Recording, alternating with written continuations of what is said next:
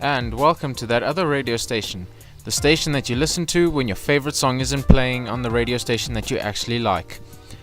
On today's segment, we're going to look at some problems that the world has been facing. One of the biggest problems in the world, pollution. We're going to look at some of the major factors of this problem today, so sit back in your cars and enjoy. Even phone in to give your opinion on the matter.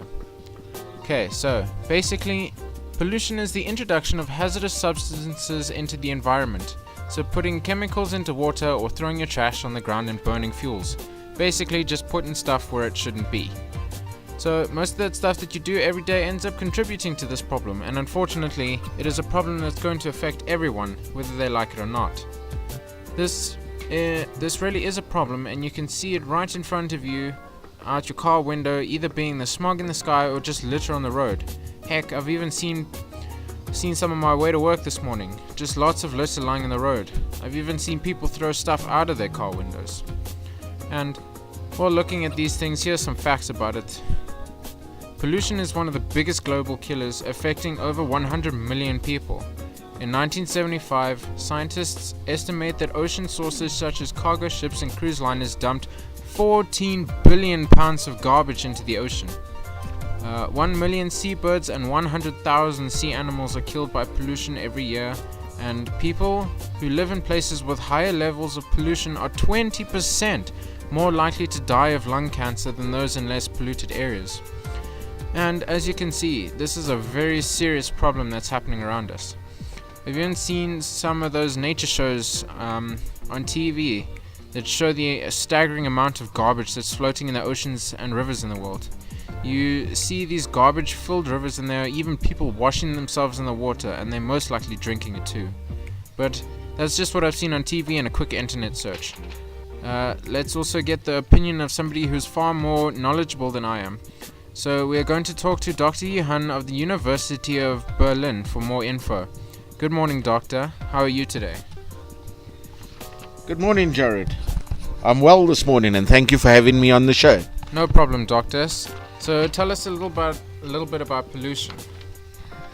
Well, basically it's what you said earlier. Environmental pollution is adding any solid substance, liquid or gas to the environment at a faster rate than it can be dispersed, diluted, decomposed, recycled, or stored in some harmless form, with the major forms being air, land and water pollution. So throwing out your garbage on the sidewalk, driving and even having a braai are all factors adding to this problem. Yes, I've seen cars, buses and trucks that belch out copious amounts of smoke when they pull away or are driving. But a braai, how does that contribute to the problem? Well, you see, when you braai, you use coal, gas, or compounds such as sulfur and sulfur dioxide, nitrogen oxides, and carbon monoxides are released in significant amounts, all of which are dangerous to the environment because of the type of gases released. And if you think of South Africa, which is a country which loves to braai, the amount of braais happening there is a lot of dangerous chemicals being released into the air. So is having a braai going to have to be a memory of the past? Well, no, braaiing is not that big a problem. The large amount of cars, which produce between 50 to 90% of pollution in urban areas, is a bigger problem, as well as the larger power stations that produce nearly 10 billion tons of CO2 per year. And there's 50,000 power stations recorded which are belching this into the air. Wow, that's really bad. I can just imagine what that is doing to our bodies. Yes, it does affect you quite a bit, with just air pollution having short-term effects of irritation to the eyes, the nose, the throat and upper respiratory systems, causing bronchitis and pneumonia, with other problems being headaches, nausea and allergic reactions. People with asthma and emphysema can have some symptoms aggravated. Also, long-term effects are chronic respiratory disease, lung cancer, heart disease, and even damage to the brain, nerves, liver or kidneys. Continuous exposure to air pollution can affect the lungs of growing children and may aggravate or complicate medical conditions in the elderly. Wow, that really is bad, Doctor. So what can we do to stop these things from happening? Well, it would be difficult to stop everyone in the world contributes, but we can definitely slow it down.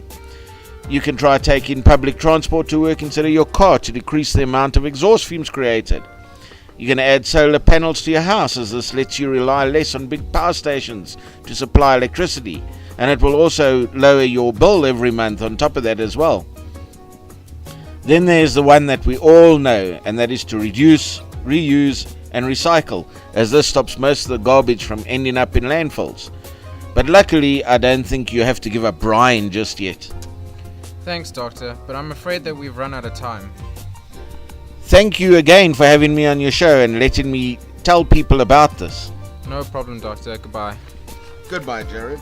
That was the Dr. Johan from the University of Berlin giving us a good insight into the effects of pollution that we all face. It really is quite amazing of what we have done to the world and what it might end up as. But now, as we're coming round to the hour, we'll get into some music to bring down the tension. And then we'll give you the news and traffic report after, so sit back and enjoy the music.